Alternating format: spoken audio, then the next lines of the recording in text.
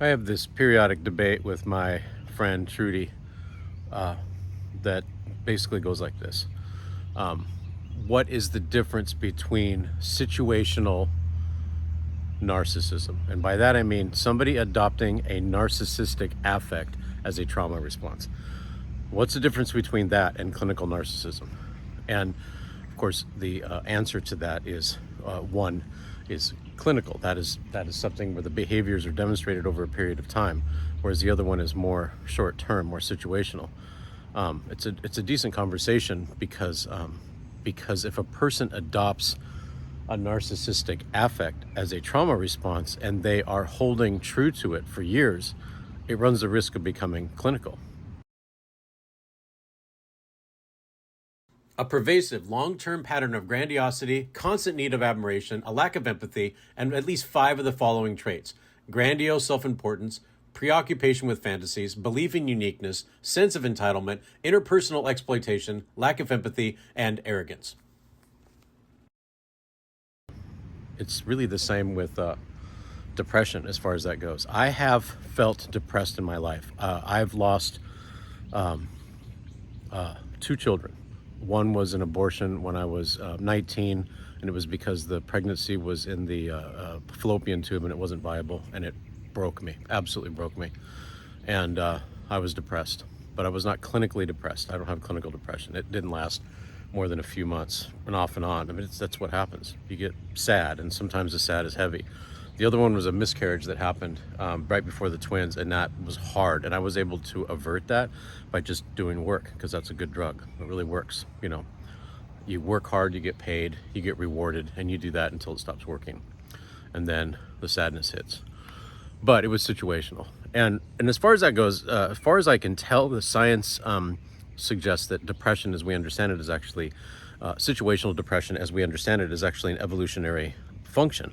Rather than continue running around and getting eaten alive, if there's a point of despair, biologically a creature might want to hold on to that expression of sadness. It's like basically a wet, heavy blanket that soaks you down, just so you just hunker down and don't get eaten alive.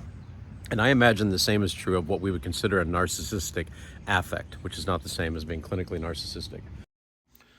So what's situational narcissism? Well, the clinical distinction is that situational narcissism is environmentally triggered and reversible, whereas narcissistic personality disorder is deeply ingrained, inflexible, and pervasive since early adulthood. Situational narcissism, which is also known as acquired situational narcissism, it's not an official mental health disorder. It's a psychological phenomena that emerges as a reaction to external environmental stressors. And they usually look for these 5 different traits: sudden superiority, entitlement, loss of empathy, conditional relationships, and a vulnerability to loss. Now look, these are wounded people. Often they're wounded, they're hurt, and they're insecure. And this is a coping mechanism, a trauma response.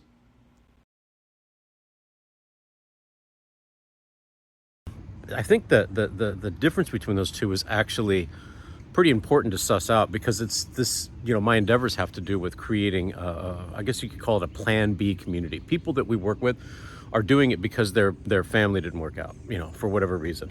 And then we we provide scaffolding and a solution and a financial model and all that other stuff for people to create their little community. But those people need to be stewards of that community. And if they're not good stewards, that community comes down.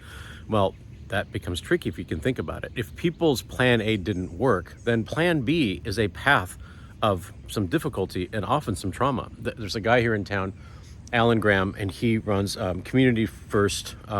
It's a tiny home community for former homeless people, run by Mobile Loaves and Fishes. He says that in their work, the number one cause for homelessness is a catastrophic failure, a loss in family. And that's what Kevin and I experience. That's why Kevin and I are so obsessed with the stuff that we do. We're trying to leave the world a better place. It's definitely those Boy Scout ethos, leave the world better than you found it, right? Well, our baby brother was, I would say all of us, it's not just the three of us, because it's sort of a generational thing. We experienced parenting that were within a policy of benign neglect, except that then it became not benign. Like, we all experienced violence and abuse and neglect. And then Jason just slipped through the cracks, and he was on the streets as a young teen, and he was trafficked, and he got hooked on meth. And the adults in our lives were so busy pursuing their endeavors and blaming the other that a child was on the streets. And it was Kevin and I that got him off the streets. First me, and I put him back there because he just wasn't ready to be honest, which is kind of the this is kind of the foreshadowing on the reason for this particular article. I challenged him with some truth and some accountability, and he wasn't feeling it, and I wasn't feeling it either, so I put him back, and that was the hardest thing I've ever done. But he said later that it was the first time someone held him to account, and he got clean, and he's been clean ever since. And he's a good dad, and he's a good member of society, and that's all that. Kevin answered the call when Jason was ready and moved his stuff into the closet of his studio apartment and gave him his bed, gave Jason his bed. And the two of them, who are 10 and a half months apart, they did it together. We did the thing, right? And so think about what it's like to be a teenage meth addict who has been abandoned by family. You're probably not at your best. I like to say it's hard to be your best when life is at its worst. It's hard for all of us, actually. I think maybe we all go through this sooner or later. And as a trauma response, we might adopt certain behavioral aspects to get through it. And this is famously true of addicts. Now, the stewardship, the ability to properly steward community resources, that requires an accountability. And man, addicts actually have a famously poor calibration in terms of what's important for the community versus the individual. They probably have adopted something of a narcissistic affect, and then they use that perverted lens to justify all kinds of stuff. But you got to sit there at that kitchen table, and you've got to be able to receive truths that you might not want to. And if a person chooses not to, then they're probably not ready to be a steward of community resources. And that's kind of the point of this. There are great studies out there. One of them, it says if a person adopts a personality of virtuous victimhood, a person who doesn't just feel like they're a victim, but they are being virtuous in their pursuit to make sure it never happens to them again. That's the nuance on this. I think virtuousness is good. But if virtuousness is being done because you want to make sure you're never screwed with again, you're probably victimizing more people than you think. And it's because the lens is perverted. In fact, the literature on the topic suggests that if a person adopts a virtuous victimhood, that is a signal for psychopathy, narcissism, and Machiavellism. That's a true thing. And you see that actually within our society. You see people that'll say, you better not F with us again. We're going to show you never to do it again. And they end up being the worst, absolute worst people in our society.